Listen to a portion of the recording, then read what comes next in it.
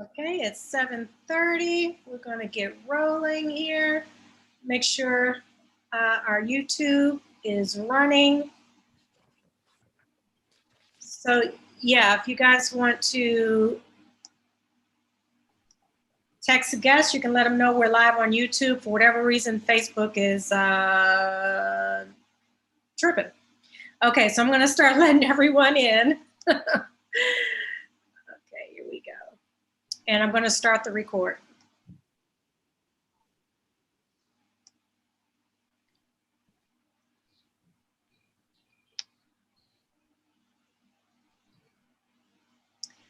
Good evening, welcome. Welcome to everyone. Welcome to Evanston Live TV. Welcome. I see a lot of familiar names there. We are also live on YouTube as well, so feel free to text friends, share the YouTube link for Evanston Live TV, and feel free to text them to join us if they have questions right here on Zoom. We have an amazing lineup, and we're going to get started right now. So if everyone would please remain muted until we open up for questions. This is for the residents. It's all about educating, and I'm going to be learning a lot here tonight myself. So I am looking forward to this conversation with our guests. Someone just sent me, okay, great. All right, so here we go. Everyone ready? All right. Ready. Okay. All right. Hey, this is Malika of Evanston Live TV, and woo, we got a lineup tonight. I am looking forward to this conversation.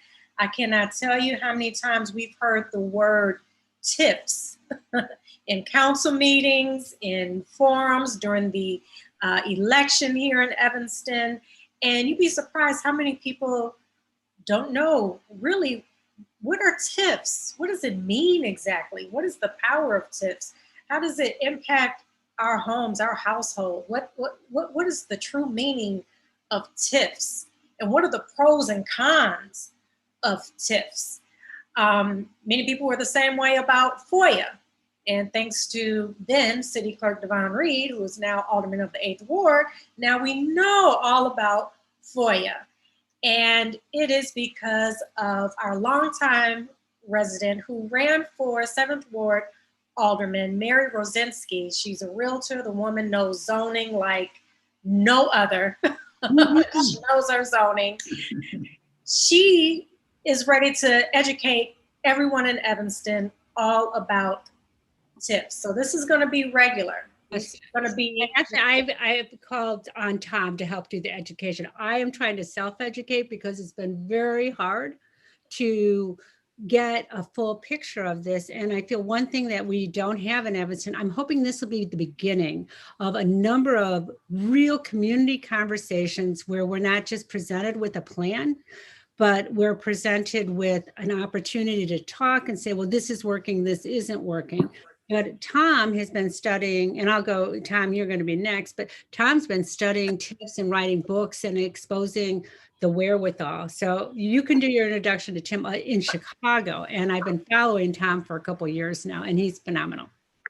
Yes. Well, thank you, Mary. She's already given the introduction to Tom Tresser, who is our special guest tonight. This is his first time to the show. Welcome, Tom Tresser. Welcome. From what I've read about you, you are the civic educator, and you know the ins and outs of TIFs, and that's what we are here to discuss. We also have 2 aldermen who will be joining in the discussion. Evanston Alderman Bobby Burns of the 5th Ward. Bobby, you with us? Make sure. Yes. I'm in the house. I'm in the house. Alderman Burns is in the house. And we have Alderman Devon Reed of the 8th Ward, also an educator. We've got educators tonight, people. Yes. Welcome, Reed. Welcome. And I'm not in the house. Hello. Hello. We can hear you. I actually, yes. Just saying hi. Great, glad to be here. looking forward to discussing TIF with Tom and Mary and Bobby. And I think we'll all have some things that we share about with TIF, and I think we'll all have some disagreements about TIF. And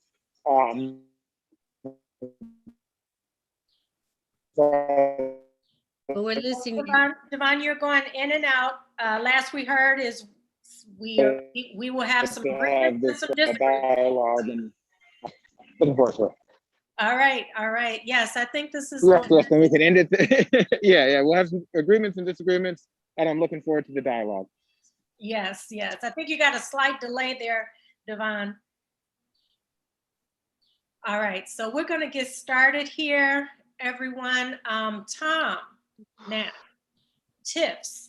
Actually, I looked it up so I can read the definition because a lot of people don't know what TIFs are. Tax increment financing. So it's a public financing method used as a subsidy for redevelopment and community improvement. So break that down in real life. What does that mean? Well, first of all, thank you, Malika, for bringing me into your show and into people's living rooms, and hope everyone on this call is well and safe and healthy. And as we open up, we just want to stay sane out there. So thank you again for inviting me to dialogue. So yeah, my name is Tom Tresser. I call myself a civic educator and public defender, but I'm not a lawyer. I don't play one on TV. It's about the word public.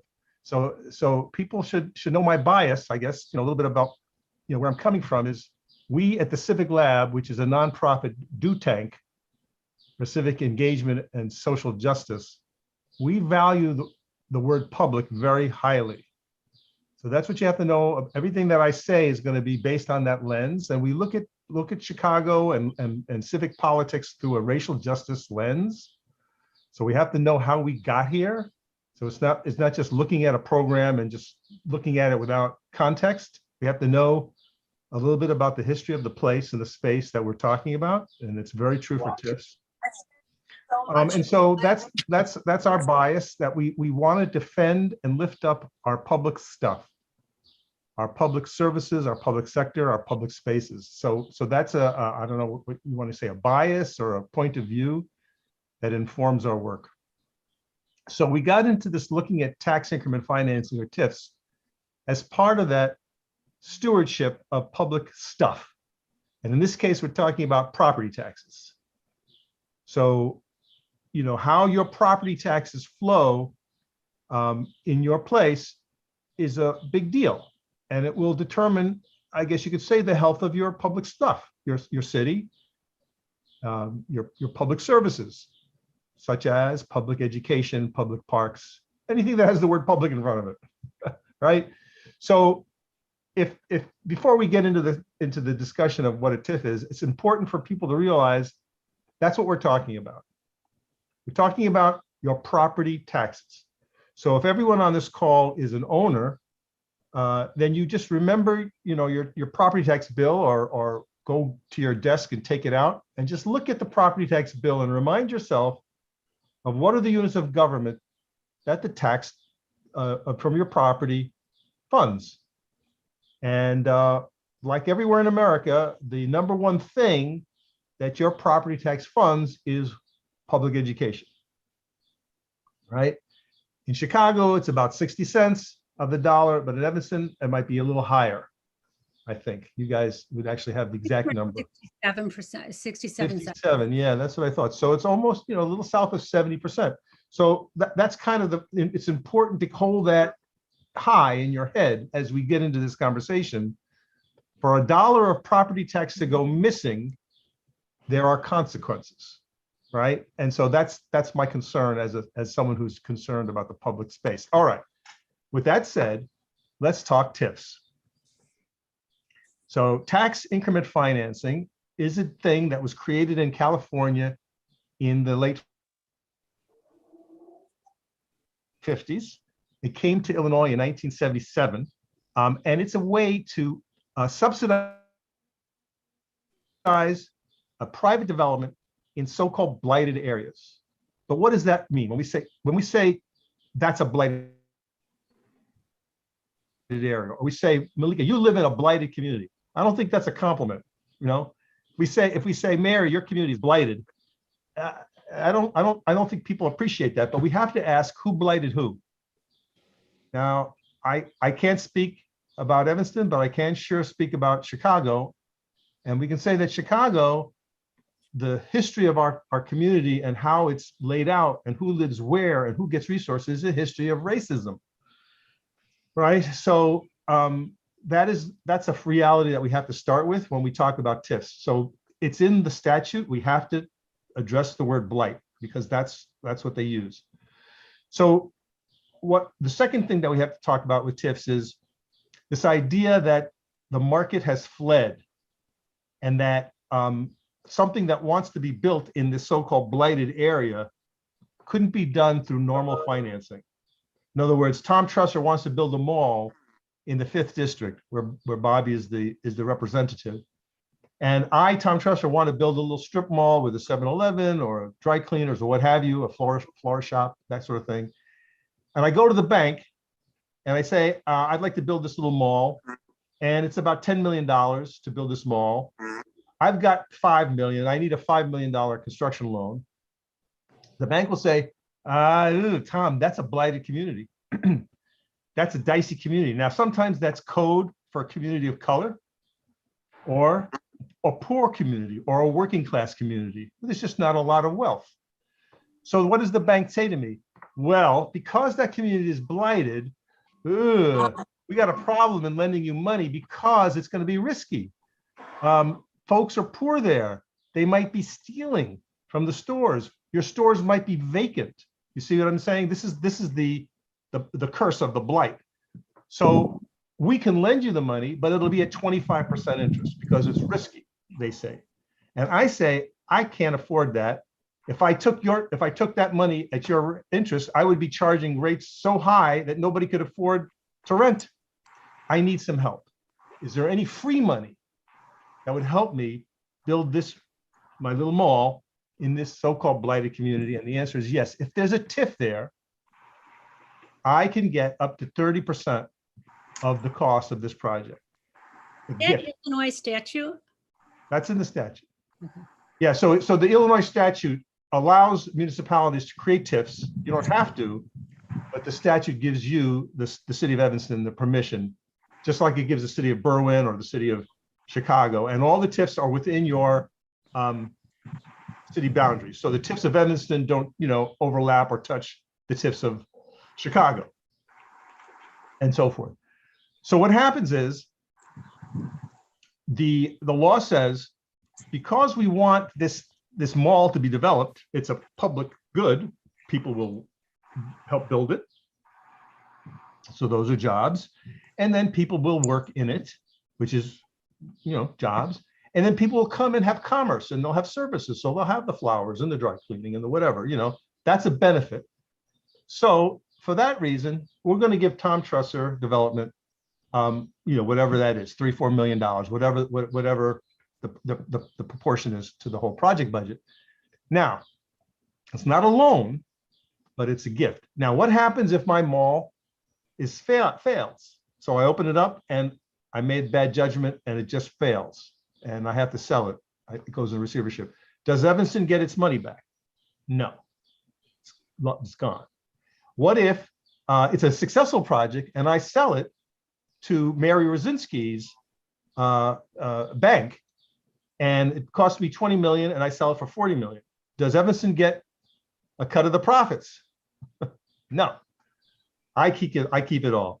So what happens is the TIFs act as a bank for private developers, and the public good that's being offered would be that there are jobs being created and that my mall will be now producing property taxes. So before, this blighted area, maybe it was an empty lot, or maybe it's an old car dealership, or whatever it was, right?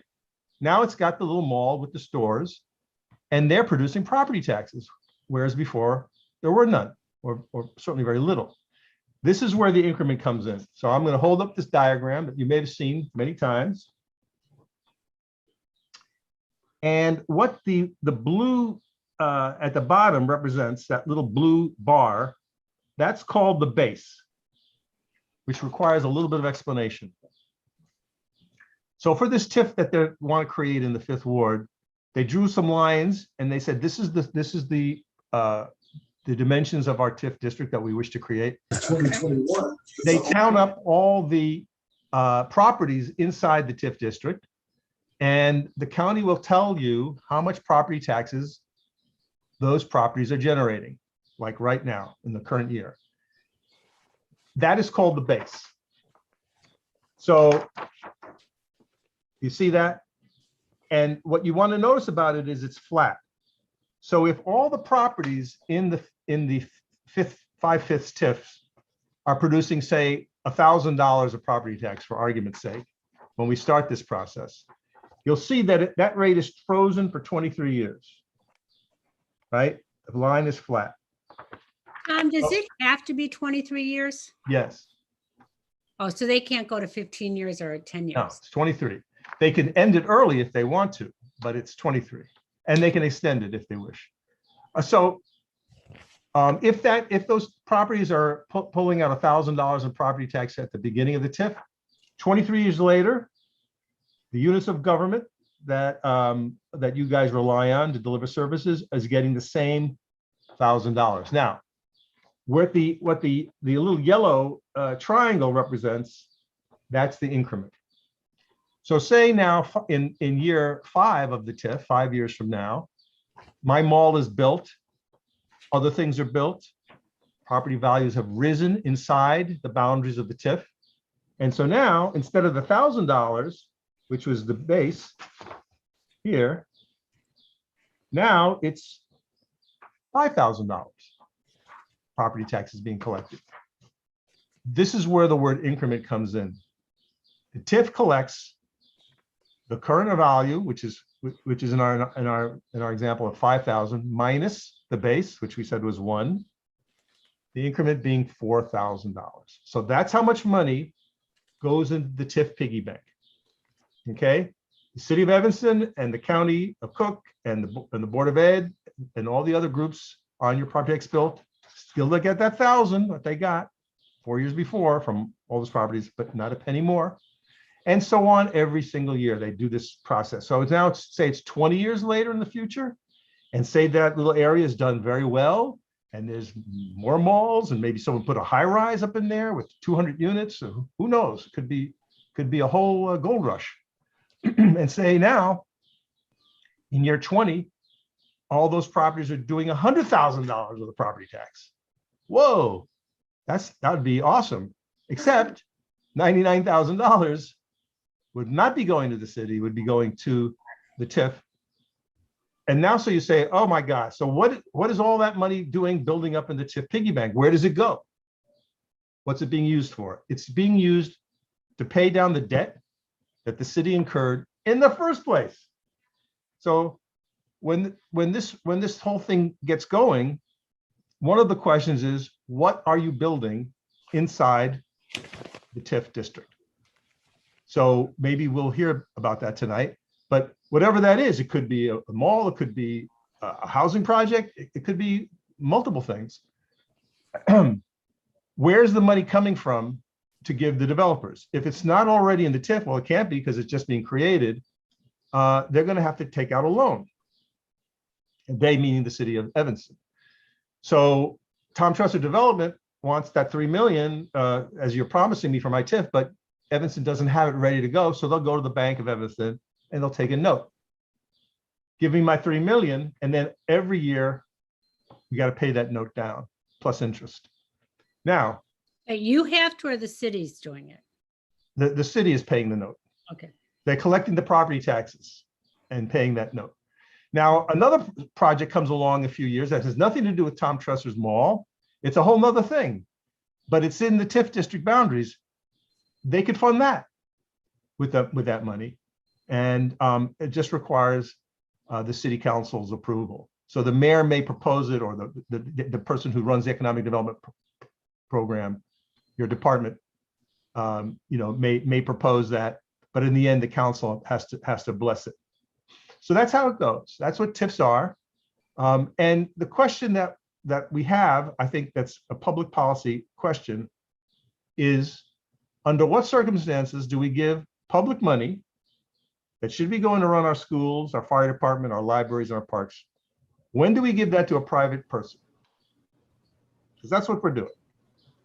And are there any losers in this process? And is it all open and above board? Where are the conflicts of interest? Where are the fail safes? So like if it's a bogus project that just doesn't pan out, where can we call a halt? Lots of questions like that, in terms of evaluating it beforehand, during, and after. Now, there's a problem that we'll notice, not just in Evanston, but all over the country. In COVID, TIFs have been rushed through the process so that people who have objections and questions are shut out. So I don't know if that's the case here. You guys can testify to that if you have a good, robust public process for your government. But in many, many places across the country, especially in times of COVID, they push this thing through. You got lots of people, on Zoom calls who can't speak, and it just gets pushed through. So we see a lot of that, and that's a caution. So that's the basics. I hope that's a good way to get the thing going here. Tom, to address the development plan, do the TIFs that you have seen, do they have a development plan that is specific, or is it more just general ideas? Yeah, I know. We've seen both. So in some cases, in the proposals that the developers or the city staff people are putting out, the project is named, and it's, and you can see sketches and even budgets. The line items are very, very broad. Like it'll say, like relocation costs or construction costs, acquisition, legal fees, professional fees, and interest, very, very broad. And maybe there'll be some named thing, but oftentimes you'll see it just says for development. And there may be some very broad line items as well. And so what that tells me is that the people proposing the TIF know exactly what's happening. They know exactly what they want to build. They know who the developer is. We don't know. Now, when you FOIA that and you attempt to say, well, let's just hold the horses here until we get more clarity. Please put all your cards on the table, City of Evanston or City of Rochester, New York. What are you proposing to use our money for? And what you get is it's a private, it's a competitive thing. We can't tell you because the competitors will then know things about this project. So you'll hear that. I don't know if that's the case with this project. Well, I'll let Bobby address it. I mean, what I've read is nothing specific, but I want to ask some other questions because about the, we've talked back and forth about how money is used. And one of the issues that I've had with the TIFs in general is that it's very hard to track the millions of dollars that goes through them and how they've gotten paid. And so I know at one point you helped us look at our Evanston TIFs going back a number of years. So since they started, there's been $185 million go through it. And at the bottom of any given year, there may be $2 or $5 million going through it. But we don't know where that money actually went. How would you find it? Well, that's a great question. And with the two city council people on the call, hopefully they will be interested in, helping us to answer that question. So all the annual reports, so by law, each TIF must file a document at the end of the year with a lot of information in it, including a balance sheet. And Illinois is good there. Many states don't require that, but Illinois is good that if you operate a TIF, your city must send this document to Springfield and then put it hopefully on their website. And so what we need is the annual reports for every year that the TIFs existed. So there were 8 TIFs in Evanston up to the present time. TIFs 1, 2, 3, and 4 are now dead. They're no longer present, but they were around. The first one being the Downtown or Research Park TIF that started in 1985 and went all the way to 2009. Then there was the Southwest TIF that went from 1990 to 2014. Then there was the Howard Hartley TIF from 1992 to 2016. And then the Washington National TIF from 1994 to 2018. So those are the 4 TIFs that you will not see on the TIF map, right? Because they're gone.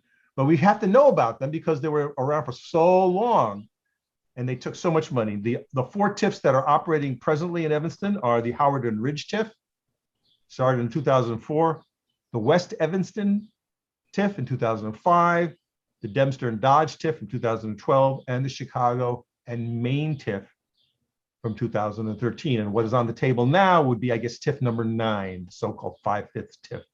That would be mostly in Mr. Burns's ward. So what we tried to do, Mary, in response to you and your colleagues, we try to get our handle on all the history of TIFs. However, that's 143 reporting years. In other words, all the TIFs times all the years they were in operation, right, is 143 annual reports we should have, or you should have. However, we only have 106. So we're missing 26% of the TIF reports. So we don't know the answer to a lot of questions. What we do know is that all the TIFs in Evanston cumulatively have sucked out $187.4 million. Yeah. That's what happened. That we know. How it was used, we don't know. So this particular, yeah. I'm sorry, Bobby, go ahead. No, it's there's a lot here. In time, I've had the pleasure of taking one of your workshops in Chicago. I was telling Mary the other day, I've done a lot of political consulting work in Chicago, especially among the activist community, and was well of your work before today. So thank you for finding some time to help us out here. There's a lot to unpack here. So subsidizing private development, I'm really interested to have you unpack that in the context of Chicago, because there's like a micro enterprise, right? Private developer, a small kind of mom and pop, small, mid-sized company. And then there's and then there's a much larger company, right? That has holdings that only a small company could imagine. So it'd be interesting to have you unpack what type of private development in Chicago is Chicago subsidizing, and are there opportunities through TIF to support micro enterprises, small family-owned neighborhood shops, and starting up their businesses in blighted communities, right? We have to use that term. And then you also talked about, could it be done through conventional lending? And it sounds as though the way you're framing it, access to lending is the only barrier. And I can think of a few more. I think there's a reason why, even if you look at how TIFs, one way TIFs can be used is costs of eliminating or removing contaminants and other impediments.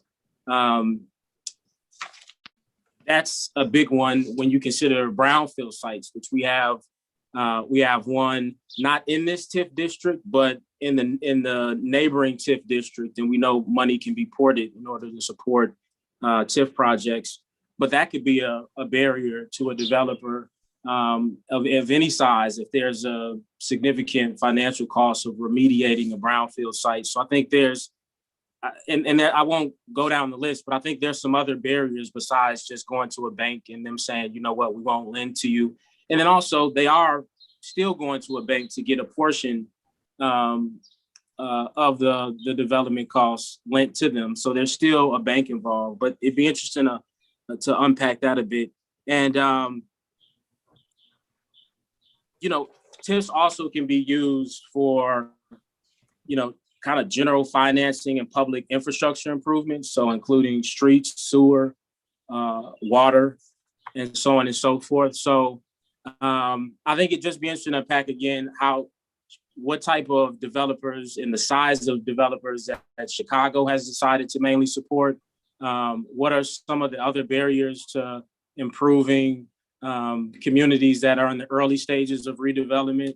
And how can TIF be used to support smaller, again, more micro enterprises? And then also after that, wanted to touch on the full context of TIFs in Chicago, because we're talking about an area that doesn't have an elected school board. We're talking about an area that has over 50 aldermen. We're talking about an area that has, I think, 136 active TIFs. Please correct me if I'm wrong. Which is about 2.7 per ward, where I think we have 4 active TIFs in Evanston. So I think it is also would be useful to really define the context in which TIF exists in Chicago. You know, they annually get rated one of the most corrupt and politically corrupt places on earth, right? And so I'm with you on a lot of the stuff you talk about in Chicago, and certainly want to learn more about how we can make sure we don't run into those same issues here. Sorry for being lengthy, but I just wanted to put a few things out there. Thank you, Councilman. Many good points. However, before I respond, I want to also take a larger frame. I asked, under what circumstances do we give public money to private individuals? We haven't addressed that, and I think you should address it and do it in your own way in good time. The second question is, what is the proper role of the city in economic development? Again, I'll betray my bias by saying, by doing the things that only a city can do, which again takes me back to public. So the better your public is, the better your city is, the more attractive it is to live and to work. So for me at the Civic Lab, we kind of reject the frame that you're offering, Councilman, is like and I want to answer your questions, but I also want to say I push back and I sort of reject them at the same time, if you follow me. Because for us, the way that the only things that a city can do, it should do, like run a public school system, run a public transportation system, operate parks, operate free Wi-Fi, operate things of that nature, public housing, public health clinics, things of this nature that are not for profit, that are for the public's good. That's the proper use of your energy and our public money. But when you go down the TIF path, the city is now forced to place a bet, and it's really guided by clouded lawyers and insiders who are guiding the hose of public money where it should be sprayed. And you're right, Chicago is the most corrupt city in America by many counts. So, and naturally, anything that's going to happen inside the city is going to be corrupted. And that is a true thing. TIFs reflect, it's like a Rorschach test. If your city is corrupt, your TIFs will be corrupt. If your city is high and mighty and very good and transparent, and there's excellent democracy and accountability, the chances of the TIFs being corrupted are not as high, but we still believe them to be an improper use of public money. All right, now I'll get to your questions. Yeah, Chicago is corrupt. We've got 140 TIFs that took $680 million off the table. So it's clearly a beast by itself that dwarfs, obviously, any other discussion. However, the principles remain the same. We believe TIFs are corrupting and racist, and they cannot be remedied. Now, the other point you mentioned was, well, there are other barriers to investment, like pollution, that might prevent. So back to what a city can do. If the city wants to remediate brownfields, and that's in the same ballpark as replacing lead pipes, like Flint, Michigan is facing, and many municipalities are facing. That's not an area for private enterprise. That would be inappropriate for the city to say, Mary and Bobby, you guys it's on you. You can hire a contractor and dig it up and put in the lead pipes, and if you got the money, good for you. If you don't, no, that is not. So it would be an appropriate use of public money to go to the bond market and say, what would it cost to replace all the lead pipes in a city like Evanston? It's $200 million. I just made up that number. Okay, we don't have that. So how are we going to raise it? Okay, let's go to the bond market. We'll take out the bonds and we'll ask the taxpayers, all the taxpayers, to pay according to their situation. So Tom Tresser is a little wealthier. He's going to pay an extra $200 a year for 5 years. But Tricia over the other side of town, she's got so much wealth, she's going to pay an extra $50 a year for 5 years. And that's how we do it. And it's a conversation that we have across our city.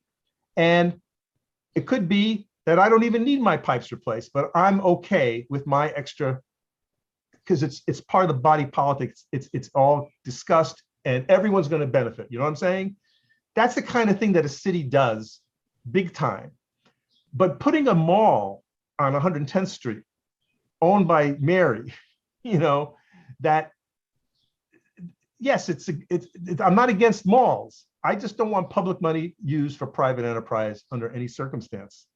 And if we just go down a slippery slope. And so, yes, to answer your question, you could give public money to mom and pops. Yeah, sure. You know, Bob Cruz, dry cleaner, you know, in business for 100 years. He wants to open another store. You could create a fund, but just create it out of the general operating fund. Just make that a public debate that says Evanston will start 100 new businesses, 50 by a minority and 50 by non-minority, or whatever. You could create that and say, in order to do that, again, we're going to raise $100 million and we're going to disperse it over 5 years, blah, blah, blah. Here's the application process, right? Everybody sees how it works. The problem with TIF-based development is you're asking people in a poor community to pay for their own improvements, which is racist. It's not fair, right? So here's one of the key features of TIFs, why we call them out. They are anti-distributional. What do I mean by that? Well, the law says that the money collected inside a TIF must stay in the TIF. So if you're going to put a TIF on a community that's poor or struggling or modest, what are you saying? You're saying, we're going to take your own property taxes and use that to bootstrap you, whereas the rich folk 2 miles away, they get to keep their money. So if the TIF is down, if there's a TIF down on the south side or covers the downtown area, which I think one does, that money stays in that TIF zone. And so that's what we call anti-distributional. So you're saying to the poorer people, the people whose houses are not worth that much, or they're worth not as much as the wealthy guys, you just wait. You'll eventually, your TIF bucket will fill up and we'll build something with it. That's why we don't like using TIF money to pay for public stuff, like a park or an L stop. Well, maybe you would build a new L stop in Evanston, who knows? But what you're saying is we can only do that public thing if there's money in the TIF bucket. And there's only money going to be in the TIF bucket if there's wealth there. So what if I'm a poor community? We just don't have a lot of, there's not a big mall in our ward, and the houses are modest, whatever. And you put a TIF on me, I'm never going to get my new fire department if you're going to use TIFs for it. That's why we say, look at the city as a whole and plan accordingly. And these TIF districts are not good for planning. I hope that was responsive. Tom, that was great. I'm so glad you're on here because I've learned more about TIFs just in the past 30 minutes than I've ever gone to all the city council meetings. I will say, many believe that we do have a corrupt city council, but I truly have faith in the new council, the new blood on the council that are on there. So I think that as a whole, we have some hope because they're not corrupt. As community leaders, they have not been corrupt. We have so many questions. Everyone, I have a lot of people hit me up for questions. Sure. This has been great, Tom. Thank you. And Mary, this is awesome. I'm looking forward to us doing this on a regular basis. I really want the community to be educated because we have been snowed so many times and the rug pulled from up under us, not knowing how these decisions are made. And so this is excellent.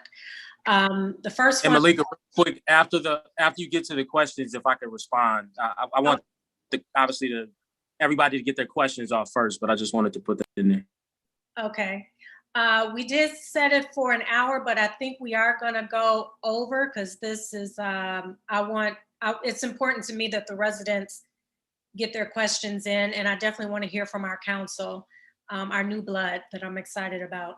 Darlene Cannon, you are up first. All right, thank you, Malika. Hi, Tom. I have two questions. With the creation of the Fifth Ward TIF, does that mean that the taxes will increase in that area to begin funding the TIF? So that's a great question. And the people who push TIFs often say it's like free money. Right. You know, it's like magic beans or something. So the first point is, no, it's not free money because the units of local government will be losing all the money they should have gotten if that project was built. And then if you say, well, the project wouldn't have been built, that's where we differ. You know, that's kind of where we and the people who push TIFs just cannot agree. And there's no way for me to prove my point by saying other than that something will happen. And if you're saying we have to bribe you to make it happen, that's where we have the difficulty in terms of TIFs, and we've seen that in Chicago many times. So that's the first point. The other point is TIFs will raise everyone else's taxes. So if you take property tax money off the table, the units of government around here know this game very well. Now they have to figure out their annual budgets every year, given the realities of the Cook County courts and the city of Evanston and the public libraries and all the units of government that are in your domain. And if they are a taxing body, they will know, well, we should be getting so much based on the property values in Evanston or Chicago or what have you. But we know that 30%, in the case of Chicago, it's 34% of the land is under a TIF. So they have to sort of adjust their thinking. And what that means is the tax rates rise over the years. And according to the Cook County Assessor's Office, they did some research a few years ago. What they said was, if you made all the TIFs go away in Cook County, your property tax bill would go down 11%. So so what they're saying is the collective pressure, inflationary pressure of these TIFs over the decades has slowly inched up the tax rates across the board. Now, for me and my little house here in Chicago, knowing what I pay in property taxes, if you would tell me, Tom, we're going to go back 20 years, that's how long I've been here, and we're going to give you your property tax times 10%, and we're going to give you a check, I'll buy my boat. You know what I'm saying? I'll buy my summer home. You know what I'm saying? I'll send my nephew to college on that. So just a second part to that is that, so I want to make sure that, we'll just comment that what you're saying is that the taxes will increase. So if TIFs are in blighted areas, we're going to now tax those people and have them fund a TIF. Well, let's be clear, the taxes don't go up. It's just your property tax. Property taxes, rather. Right. So if Darlene, say you live in the Fifth Ward right now, for sake of argument, and say you own a house and you pay $5,000. That's what you're paying today on your house. That's the property tax you pay to Cook County, right? You look at your property tax bill and you see all the line items, whatever it is, 9, 10, units of government, and you're satisfied. You say, okay, Board of Ed, 67%. I got children, I got grandchildren, that's cool. Or you may say, no, I don't have any children, but I still am down with that, and so on. That's your bill. If you're unhappy, you got to move, right? Because that's the cost of living in Evanston. Now the TIF comes to you and your house goes up in value, and next year your property tax bill is $6,000. The $5,000 still goes to the units of government, but that's that new $1,000 that goes into the TIF pot. So it's not as if your taxes were raised arbitrarily. That's right. Just the value, and so your property tax is going to go up because your house is worth more. It's just that $1,000 won't find its way to the units of government, and you will not be asked your opinion about that. So every year and all your neighbors were the same. That 1,000 from you and 2,000 from your neighbors all goes into the TIF bucket. And you may think, if you're not paying attention, it could be a few years from now, and you say, "Oh, my tax bill is $7,000. It was only $5 a few years ago. Wow, but what's going on here? I still am waiting 40 minutes for the bus." Right. I'm saying my park is not as good as it should. It's because those units of government aren't getting the money you're paying because of the TIF. Okay. And I think somebody else might ask this too, but one thing that I noticed that in the TIF, it says something about eminent domain. Is eminent domain, I was told by the city that eminent domain has to be in the TIF. Is that true?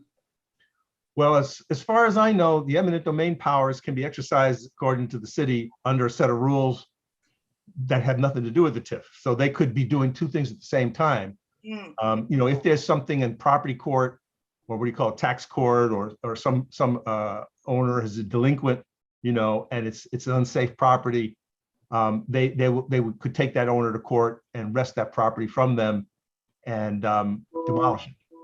They have a separate process for that. Malika, can I jump in real quick and say something? And I just wanted to make a note of this, that there's a reason why I talked about how Chicago doesn't have an elected school board, because while in Evanston, we have two separate units of government, right? District 65 and 202, who can negotiate that can negotiate how much tax increment will leave those units of government. Chicago doesn't, right? And so I do think that's a benefit that we have here in Evanston that Chicago just doesn't have. And I know, again, activists have been fighting for an elected school board for years there, but we do have that. And again, what I mean by that is there's a joint review board meeting between all the taxing bodies. We just had a meeting, right? And we have representatives from District 65 and 202, and those are an opportunity for them to negotiate, right? How much increment leaves those individual taxing bodies. And right. real quick, please. And then the other thing I want to say is, just to give it proper context, is, and correct me if I'm wrong, but I think Chicago public schools on average is about $13,000 expenditure per pupil, where in Evanston, District 65 gets about 16,400 and spends about 16,422 per pupil.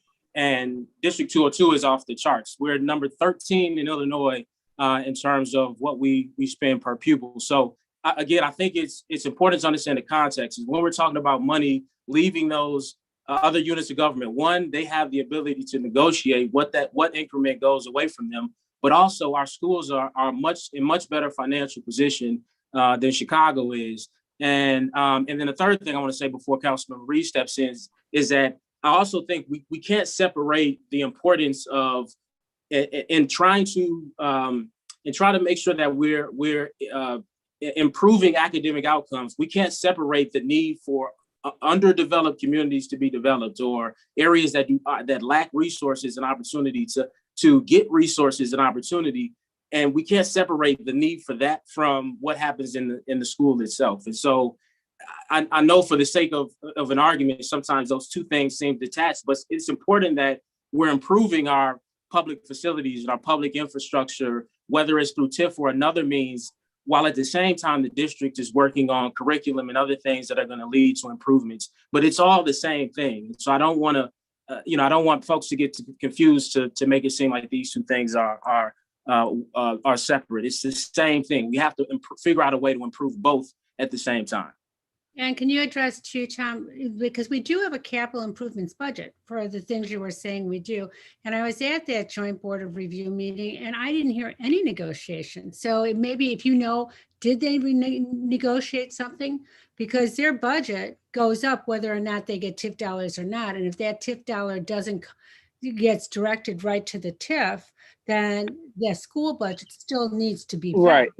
Yeah, I just want to chime in. I just wanted to correct that one part of the record, which is that the districts don't get to negotiate what increment leaves the district, because no one knows what the increment is going to be. What they do get to negotiate, or not really even negotiate, they get a non-binding vote as to whether the TIF should exist or not. But that's what the power that the districts have through that joint review board. It's similar to many other committees that can reject a proposal, but when it comes forward to council, council has the ability to unilaterally accept or deny a TIF district. So the school board, the school districts don't have a vote on that. Well, you raise a really important point, Councilman. I disagree with that. I talked to Paul Zamalek really quickly. He said that the district can decide the percentage that leaves their unit of government if they speak up. And Tom, if that's not true, please correct the record and we can look at the statute. But I disagree with that. I was told that that's not the case, that they can speak up. Question is, do they? So you guys raise a very crucial point about the sort of the insider baseball of TIFs. And the realpolitik of this is school boards and school board superintendents have to accommodate their mayor or city manager because they work with them all the time. And even though school board CFOs know that TIFs hurt their finances, they don't want to go to war with their mayor. So there's often these backroom deals that are lead to memos of understanding or whatever you want to call it. And it's in the record all across the country. The question I have is, do the parents know about this? Do the taxpayers understand this give and take? So here's what happened in Oak Park, and not too far away, on the other side of the city, a few years ago. The mayor of Oak Park wanted a TIF for a mall in the heart of the city, and he went to the school superintendent and said, "Look, don't mess me on this. I'm gonna give you some money back channels." So we'll sign a memo. And every year, the city of Oak Park will send the school district 200 so much money. And they signed that. And then a few years go by, and there's a new board, a new superintendent come in, and they do look at their books, and they go, "Wait a minute, something's not right here." And it turns out the city is shorting them. They're not giving them what they should be getting. And the Board of Education sues the mayor of Oak Park. So now you have the embarrassing situation of the taxpayer on both sides of the deal. They're defending and prosecuting. And they spent $400,000 in legal fees in 1 year until they settled. What an embarrassment. I mean, that's a fire truck, right? That's like, how many school positions is that? And so we see this all over the country. And having an elected school board is not a guarantee that it's going to be an open and above board process. It's up to the city council, I would say. It's up to the parents groups to do your due diligence. Don't bet on anything. And what I found, and I'm sad to report this, is oftentimes the school superintendent who does serve at the pleasure of an elected board may not even tell his board members what's going on. And so I find many articles of city council meetings from all over the country in which a Board of Education member is kind of a lone wolf taking the mic to protest the TIF, and his voice is drowned out. So I have yet to see in these tax meetings of the Joint Review Board, I have yet to see a TIF turned down. It has never happened.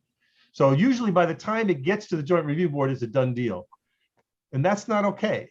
So, but the statute doesn't demand anything more. It demands a public meeting, which you can check off. You don't have to actually listen to anybody in the public meeting.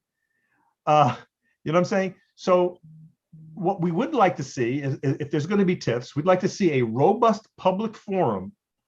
So if it's going to be in your ward, Bobby, then, however many people you can get to a church or online or whatever, however you want to meet, and have it out and let all the cards on the table and let the people decide on the pluses and minuses. And if the people with the full deck of cards say, "You know what, this sounds like a good deal to us," okay, fine. Divert the taxes and do the thing, for 20 years, 23 years. That has never happened in the history of the world. Maybe you'll be the first.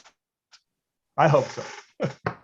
Yeah, I mean, I know Chicago well, and I know that they have completely, they have a very broad definition of what blighted means, right? And I think part of what you said about there being, the pressure that comes from all these TIF districts is what raises taxes, which is why having 2.7 per ward, which Chicago has, is just untenable, right? It's not sustainable at all. Whereas, again, Evanston, when you consider the fact that, real quick, Devon, please, when you consider the fact that both of our school districts are pretty well funded, right? Public bodies always are going to ask for more money, but I would argue that I think, I'm not even going to get into that, but public bodies always ask for more money. But when you compare them to other districts in the country, they're doing pretty well. And so my thing is, like, I am very much so interested in using TIF in the way that I think it was originally intended, in that it was about blighted communities and not blighted parcels, right? And so when I look at how Chicago spends it, they spend it for largely blighted parcels. And the communities that really need it don't get it, either because there's no TIF there. If the TIF is there, it's like what you said, Tom, earlier, that they're not producing enough increment, right? So then there's no money in the TIF. And I just wanted to say that in this census tract that we're talking about now, the income is $44,000 median household income. That's about 3/5 the amount of Evanston and about 2/3 the amount of Cook County. The poverty level is 28% persons below the poverty line. That's more than double the rate of Evanston, and it's about double the rate of Cook County. I mean, I could keep going. Household value, like this is an area that I think TIF was intentionally meant to support. And then places like Chicago and other places have really, and Evanston to a certain degree, have really corrupted the original intent. And so my thing is once the TIF, there's an opportunity where we can finally get TIF in a war where this community really should have gotten it first. Now there's this push to figure out another way to fund it. If we could figure out another way to fund it, great. But what I know for sure is that there are people like Bobby Pascal, who's on Dewey, who's an auto mechanic, who is looking to get a hold of a parcel of land that he's looking to do a swap with the city. That's a whole nother thing. But they're interested in helping him do something that is well within TIF, which is they want to help him with, I think it was architectural drawings. Here it is: professional services such as architectural, engineering, legal, and financial planning. That is an eligible TIF use for a business owner that has been probably working in the Fifth Ward for 10, 15, 20 years. Eligible TIF use can also go to support Jennifer Edibles, as well as her landlord, to do improvements. And so that's why, Tom, I asked you early on if we could come up as a community with a list of improvements, right, of the things that we would like to see invested in the community. Is that a good start? I know you're a TIF abolitionist and somebody that just doesn't support it fundamentally, which I respect. But if we could come up with a list, right, of things that the community really wanted invested in and improved, as well as making sure that there's a greater level of transparency and public engagement and accountability, is that at least a good start?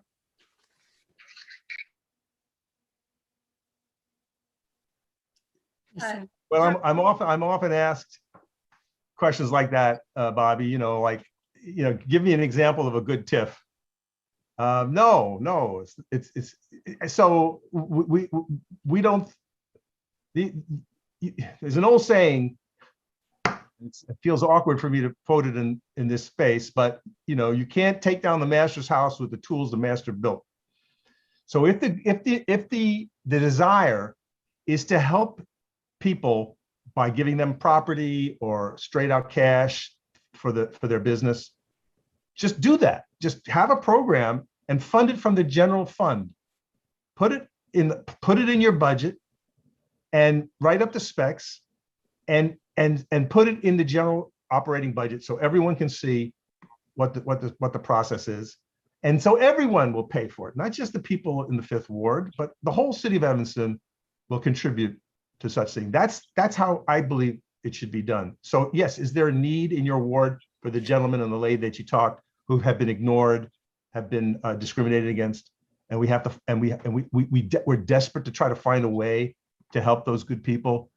Yes, I'm with you 100% there. I just differ with you on the mechanism, and it's something that you guys have the power to try. So maybe you will break the ice and find a way to make what I find to be an unpalatable program work for the good of people. It would be newsworthy. Let me tell you that, because people all across the country have been screwed by these TIFs by the hundreds of billions of dollars. So you may be onto something. So I won't, totally shut you down, but I'm just saying I'm very skeptical. Let's just put it that way.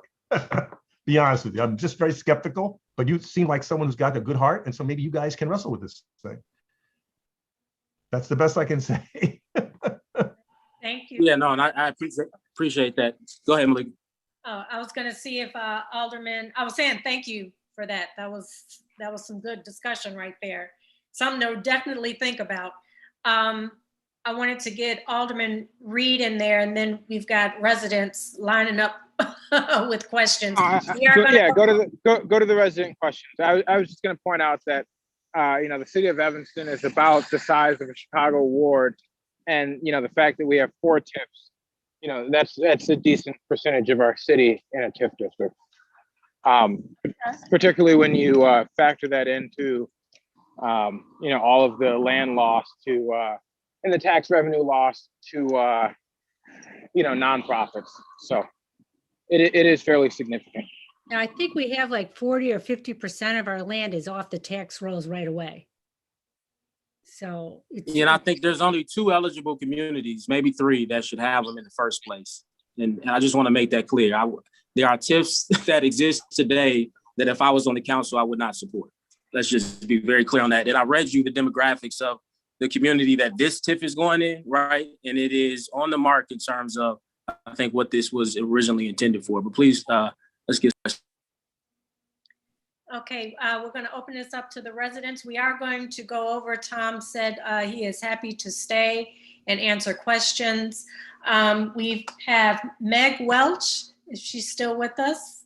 Meg? Yes, I'm here. So my question is related to what Bobby just said. And that is, I know that, for example, Chicago, Maine is a TIF. And to me, it seems slightly absurd that Chicago, Maine is a TIF. We had Benny's clamoring to get in when Whole Foods left. It's not, the median income in a radius around there is quite high. And so I'm just curious if anyone knows Evanston history, like who, and it's not clear to me who decides where a TIF goes and how that one was decided. But then also, Tom, if you could just make sure, I'd like to make sure I understand what you said about the property taxes increase. My understanding based on what you said is that when a TIF starts, it's not like property taxes are not going to increase dollar to dollar because, based on the amount of the new, the improvement value in the property. It's what happens is that since counties and cities don't have that money, they have to find the money somewhere else, and that tax gets raised. And then over time, it does add a little bit more tax to property taxes, because when the assessor looks at it and it's like, well, this is the money we have coming in and this is what it's really worth, there's like a gap and they have to do something about it. But it's not like, okay, so now there's a new TIF and then property taxes skyrocket. That's not my understanding anyway. You're right. Right. So, Okay. yeah, so the TIF scrapes property taxes that are being collected. So if the TIF isn't there, the property taxes generated by the properties in an area flow to the units of government according to the law. So I think what was said is your Board of Ed gets collectively about a little south of 70%, and so on. And again, it's connected also, sadly, to the regressive nature of Illinois' overall income tax. So this Illinois has one of the most regressive tax systems in America. So therefore, all the cities in Illinois rely heavily on property taxes for local government, which is again racist and unfair, because a child that is born in a poor community, his schools or her schools are just not going to be as top notch as the child's from a school 10 miles away where there's a mall and homes are worth $1 million. It's just not right. But Illinois has a crappy income tax. And so that's another reason why TIFs are so pregnant in this state. And they're in 49 states. So yeah, you were right about that, Meg. If you live in a TIF, it's not like your taxes go up in some way, whereas the guy 5 blocks away, it doesn't. No, you have the same situation. Your house is worth what it's worth, and the TIF will scrape the new value, whatever the increment is. Okay, anyone know the Evanston history about, like, for example, Chicago, Maine got to be a TIF? I was just wondering, any aldermen know, anybody? I was just looking that up today. I'm gonna have to get back to you about it. I just started doing a little research on that. And it doesn't seem like it was a but for. It was that they couldn't find any other funding. I think it was, I'd have to look at it, and I'll get back to you on that. But I want to be clear too, I was not on the council at that time. Right. That question is often asked. We've done 180 public meetings since 2013. And often people say, well, how did these things get created in the first place? Like, why they look the way they look? They're all jaggedy and all over the place. That's a good question, and that's a question for your Department of Planning. So if you want to bring someone from your Department of Planning on your call, Malik, and ask them, like the art and science of drawing TIF districts. Now, in some parts of our cities, there's high rises, obviously. And so if there's 100 units in a high rise and each unit is worth $400,000, obviously that building is throwing off a lot of property taxes. But if you go 5 miles or 2 miles away and it's all single family homes of modest value, and you want to create a TIF district there, you might have to have a very large district, to capture the value that you need. Whereas in some parts of our cities, the TIFs are very small, but they have hundreds of millions of dollars sitting in them, which is the case in Chicago. Thank you for that question, Meg. I'm going to call on Tricia, but I know Betty has the answer to Meg's question, but we'll call on Betty after Tricia. I have Tricia next. Tricia Connolly. Hi. Thanks, Malika, for hosting this. And actually, if Betty wants to go, I'll wait. It'll be more in flow. Okay. Betty, you still with us here?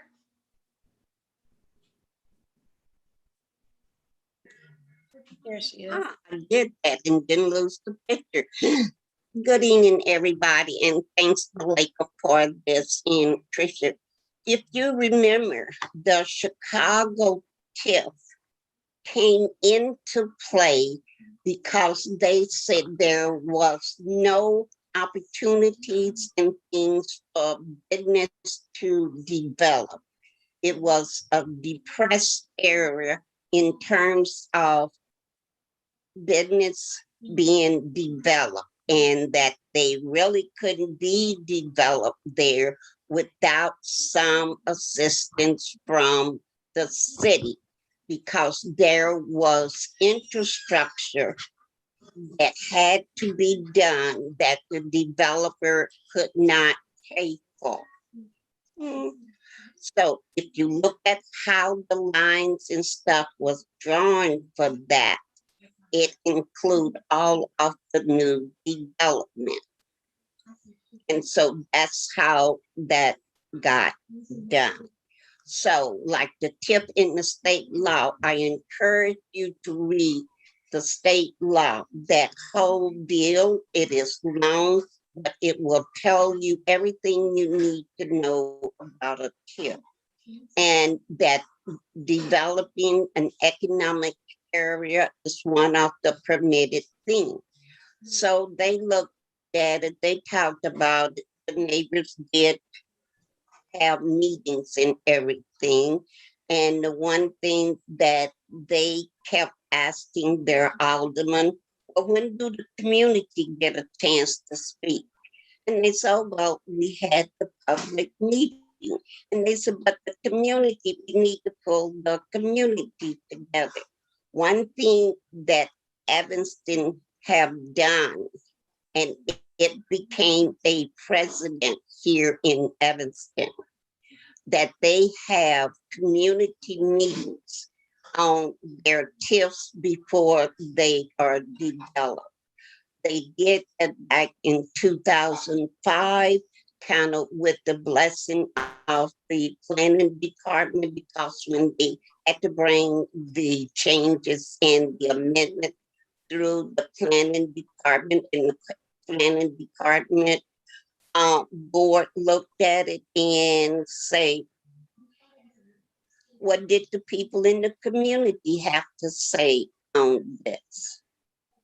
We spoke, we got petition, they didn't listen to us, and the TIF went forward.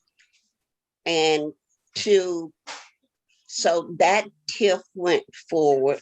So when they do a TIF here in the community, here in Evanston, and if the residents ask for a community meeting, they give them that community meeting to have that input, to help them to understand and try to figure out, why are you doing it over here?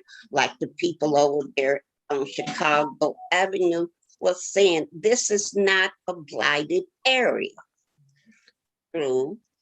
So then they somewhat explained about the economic development and to help bring economic incomes and stuff to the area. So that's why they did. And I talk later, so she can go back. I'll give back to Tish. And then I'll tell you all the other questions I have later. Thank you so much, Betty. Thank you. Thank you. So that's how Main Street came about. All right. All right. Can I, one thing that I don't remember Tom hitting on it, and I think Bob had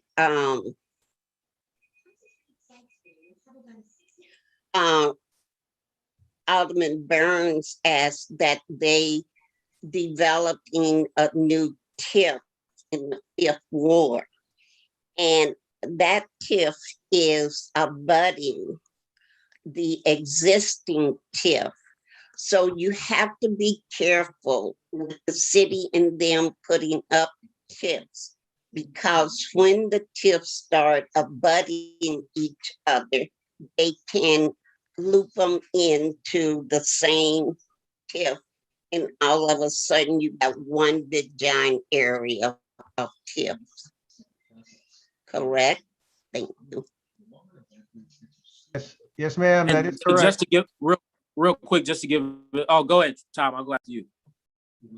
Yes, that's called, Ms. Esther, that's called porting. And in Chicago, as I say, they collected 685 million last year, and about a little less than half of it was moved around. Right. So it's a shell game inside of a shell game that, again, is not doesn't have to be reported, or explained. It could be a footnote, but the TIF that you guys are contemplating is going to be budgeted for $89 million. So I guess the question is, over the 23-year license, what are they going to spend the $89 million for? So if you're satisfied with where that money is going to go, and does any of that include financing fees? And I'm sure it does. So again, if the city's taking out a note to fund the TIF, part of that 89 million, and it could be as high as 20 to 25%. So you're shipping money to Wall Street. And didn't we already give them enough money, from the financial bailouts? That's one of the little secret that TIFs bring to us. But anyway, if Alderman Burns is correct that development can't happen without it, then you could say the schools aren't going to suffer. They're doing, as you're asserting, they're doing well, and your kids are prospering, and the schools seem to be working for everybody. If that's the case, They're not going to miss the 89 million. On the other hand, no, that's not. Yeah, that's not my point. Okay. What I'm saying is that you have what happens in the classroom, but also what happens in the neighborhood that contributes to the academic success of a student. And so what I said is, I think both of those things need to be happening simultaneously, right? Really good curriculum, good teachers, racial equity and other processes built into our educational system and institutions here in Evanston, as well as developing the neighborhoods that the kids come from. One of those things could be building a new school. I know in 2012 or 2015, there was a report that I read that said, I think Chicago had spent $840 million of TIF money on schools, right? So there's a conversation in our community about a school in the Fifth Ward, which is the ward we're talking about, right? A ward that has been historically overlooked for investment, a ward that has had nearly every institution stripped from it over the years. And so TIF can be used to support the construction of a school. This big scary idea of port, right, is what we see in Chicago, where neighborhood, a neighborhood on the south or west sides that doesn't, that has a high poverty level, right? They're porting money from that too.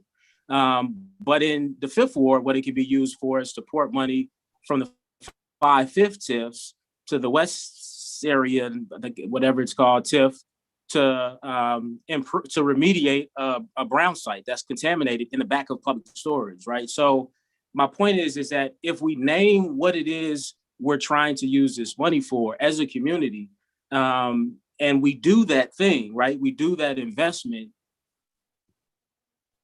Like, that's what we're doing. It's not Chicago, this big, scary city of Chicago with 50 aldermen, with 136 TIFs. Like, we're a small area. We can wrap our heads around everything that's going on. We can decide how we want these public funds to be used and ensure it's used in that way. I want to pop in here just 1 second, because I don't disagree in the need that's there, but this TIF has already gone past the Joint Board of Review, and we don't know what it is involved. And that, I guess, is why I wanted to start this discussion, to slow this down, because Bobby, you bring up good questions, and we've talked, you know how important neighborhood schools are to me, right? And so, but it's also the school district responsibility. So that's taking a bunch of ours. And maybe we haven't even talked about the fact that maybe a neighborhood school, maybe we don't need another magnet school. Maybe Walker stays, maybe Bessie Rhodes sells. Maybe the money from the Bessie Rhodes goes into the new school, and maybe we don't, do a TIF district, but that what you're talking about is genuine. This is the first that I think anyone has really heard some other alternatives about what's really going on behind the doors. And that's what we want. That's what I want. I want to know, because I'm looking at that plan that they did, and I think it's on page 24, is talking about whatever page it is, $10 million for this and $29 million for this and whatever. But where does that all break down? And then where do we get to say yes or no? As a public, we need to have that before it just gets passed on and say, we're going to do it. Because I think a lot of people will agree with what you're saying. But I also agree with Tom that if a city, that ward has been neglected forever. And it's time for the city to put the same kind of economic development money into your ward as they have other places, TIF or no TIF. Yeah. If I can just chime in, that's my exact point. One, I, of course, trust Alderman Burns and his discernment, and the new council's discernment, my own as a voting member, to ensure that, as a TIF is used in the ward, that it's, every expenditure while we're in office is a responsible expenditure that has plenty of public input and uses the money properly. I would not be voting to give a dime to a large corporate entity like Benny's or Trader Joe's or any other large business like that. And I don't suspect Alderman Burns that his proposal is to give money to those. And so I know it's for the schools, it's for the local businesses, and those are things that I support. But as Mary said, as Tom said, The real question is, should the entire city pitch in money to support those services rather than, as the term Tom used, the Fifth Ward having to lift itself up by its bootstraps in order to get the amenities that every other community has, and we're supported by the entire community. And real quick, I think if we figure out a way to do that, that is guaranteed in the same way that it's guaranteed that you have to use TIF money in the encompass boundary, right? And there's no way we can, as far as I understand, that we can require general fund money to be used in a specific area to the tune of, I think he said, $80-something million. So again, I'm totally fine with looking at alternatives, but I'm looking for something that we can count on as a ward because we have not been able to count on that investment. But now we have you. Yes. I'm one vote. Mary. I may sound confident, but I know the realities. I need 4 people with me, and that's not a guarantee. So Yes. I know we don't have time for much longer. I wanted to get Trisha Connolly in. She's been waiting so patiently. It's all good. This is a really incredible conversation. So thank you all. So I guess, this kind of, I think, echoes what some people are getting at. And, the thing with the TIF, it's like, you kind of watch it from the sideline, what goes on in Chicago. And it seems like there's never a choice, right? It's like, this is the golden thing that's going to bring us home. And there's never something on the other side about, well, if we don't do a TIF, this is how it could look otherwise, right? So that we're not, scraping off the top. So that if we're going to build a school, it is, public as in public. We're not privatizing anything. I think about, something that's kind of been quieted down lately, but this Fifth Ward library. Libraries are anchors. If our city had the willingness to just get on it and like really get ready, and maybe that's happened and maybe I've missed the conversation. I haven't seen anything very specific yet. But if we were to really focus our energy on getting an anchor in the Fifth Ward, and then really consider what would be developed around that anchor and help local businesses and people who are so invested in this community and have been in the Fifth Ward, to me, that would be incredible because, as Tom said, with a TIF, things can get further and further out of reach. Like, who is the developer? Who is coming in to own the land, right? This is also about who gets to own land. And I really fear, this situation where people get to come in and do some grabbing. And yeah, I mean, Bobby, and I admire, and I know that you want to do right by the ward and represent. But I think these are real questions that we need to ask. And I think even letting people imagine and come up with some ideas that, what if we didn't do a TIF? What would it look like? That would be my thing. The other thing is, Bobby, you're in office now, but this thing lasts 23 years. What does that mean? What do we have coming down the pike? And so that is a concern to me too. Thank you. And real quick, because I'm sorry, Tom, but the Fifth Ward is coming up a lot. So I have to, but I want to hear from you. I want to go to that privatizing. So when I say it can build a school, I'm not saying that, and Tom can correct me if I'm wrong, but I'm pretty sure I'm right on this. When I say pay to build a school, that doesn't mean that a private company would now own the land in the school. It just means literally an eligible TIF use is paying a contractor to construct a school. And so I want to be clear on that, as well as job training is another TIF eligible use. And so that's why I started off the conversation by saying, look, I think we all understand how big, corrupt, whatever. I'm saying that broadly speaking, Chicago uses TIF But what I would like to do is continue to educate people on the other eligible uses, right? And not and the original intent, which was not to develop blighted parcels, but to really use this as a way to drive investment into communities, right? Whole neighborhoods that need it, not blighted parcels, which it's really devolved into. So I just want to be clear on that. Eligible TIF use is job training. That's not paying a developer to be trained, in workforce development. That's, training someone from our community right here in Evanston in job training. That is the eligible TIF use.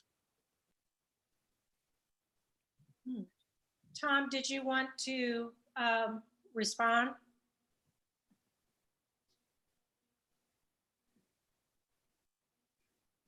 Tom?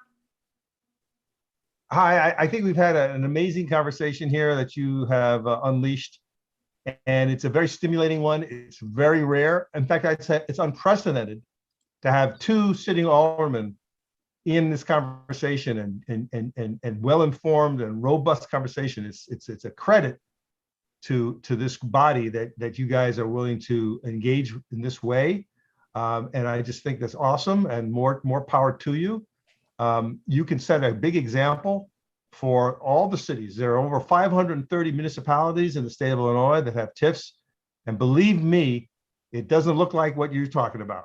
It's all done in the secret, middle of night, no citizen input, all kinds of conflicts of interest where people who receive TIF money give money, campaign contributions in buckets to the mayor and the local alderman. It's that way most places.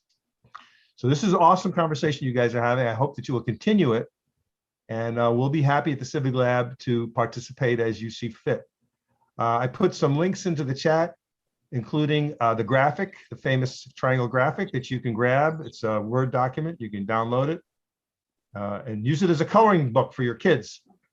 Also, there's a link in the chat. We are giving away the 2019 TIF report for Chicago. So that is information that no one else has. If you want a copy, just click on that link and tell us a few things and we'll send it to you. So that's what I got to say, folks. Thank you so much. Thank you, Malika, for one more question before you convening. go. Malika, can I just ask one more question? Time. Give a second, please. Okay, so here's my last question. I have 10, 20 more, but the question I have is there were criteria. Mary, I think you're muted. Okay, the criteria that was presented that said this district meets is just, it's fallacy. And to Bobby's point is that maybe the TIF, if they had outlined it differently, but being in the business of real estate, I can tell you that these criteria that they said they met is not right. And it is appreciating, and there's land that's been sold that I know is under contract that's being developed, and prices have gone nothing but up in that ward as they have in all of Evanston proportionately. The fact that there's no comprehensive plan, there's 99% of the city that is built was built before the comprehensive plan. I mean, this is almost a joke. And the criteria that there's excessive lot coverage, but in like my ward, there are smaller lots than there are in Claire's ward. And in this ward, there's smaller lots width-wise, but not lengthwise. Like in Bobby's wards, a lot of the lots are longer. So, and we just passed an ADU unit that's going to make all lots in Evanston more condensed. So I'm like, at what point do you go, you know what, you didn't meet any of the criteria, or you only met one of the criteria, you don't get to have a TIF. Who decides that is there someone beyond Evanston that goes and says, this is not a but-for argument? Yeah, sadly, no, it's a strictly local thing. So I think what this tells you is that you're going to have a part two. And let's get more people on the call. Okay, let's do a TIF town meeting. Let's make it ward by ward or something. I think that the appetite is out there, the need is out there, and as good as the conversation was, there weren't enough people on this for this serious a matter. So Let's just make this a seed, planting a seed. The journey of 1,000 miles, right? Starts with a single step. So I think this is a good start. And the Civic Lab will be happy to be part of some civic engagement effort, civic engagement, education, whatever you want to call it, so that everybody who needs to know will know. So that's what I would say to everyone on this call. Yeah, and close it. I just wanted to say I've also committed. I talked to Miss Esther about this. That one, we're going to send out a newsletter about TIF.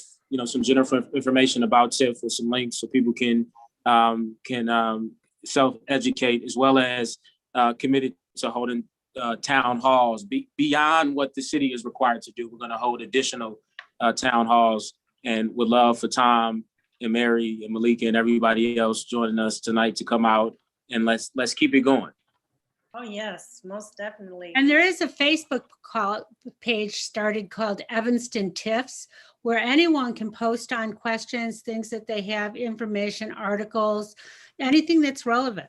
I think, just let's get there. Let's get this information out there and have discussion. Thank you so much, Tom and Bobby and Malika and everyone. Clerk Reed, not Clerk Reed, Council Member Reed. Yes, thank you so much, Tom. Yeah, we're going to do a part 2 to this, most definitely. There has to be a part 2. We'll make it a town hall, Evanston Live TV, as well as attending Bobby's ward and Devon's ward. And we got to educate everyone, because what's known to happen in Evanston is things will happen and you're trying to get everyone engaged and people are asleep, and then it happens and they're like, wait, what just happened? What just happened? So we're going to make sure that we start pulling everyone in and educating them on what's actually happening. And TIFs was a huge, huge question mark in Evanston. So thank you so much, Tom. Thank you, Mary. Me and Mary have been talking. So, we want to do this. Malika, I'm sorry to interrupt you. I have a quick question for Tom. I gotta go, guys. We gotta go. Past time. I'm gonna say Well, good night, and I'll leave you guys. If you want to have a conversation amongst yourselves, I'll let you to it. But I'm gonna say good night to you all now. Thank you, Tom. Thank you. Bye. To everyone out there, thank you for joining us. We are live right now on YouTube because Facebook was, tripping. It wouldn't allow us to go live tonight, where majority of, our followers are. But it will be on Facebook tomorrow as a recording. So you all can go back and listen and share it with others. And it's on YouTube now. And stay tuned for more. We're going to do more of these discussions. I definitely just want everyone to be educated on these decisions. I think we have new blood on the council that's exciting.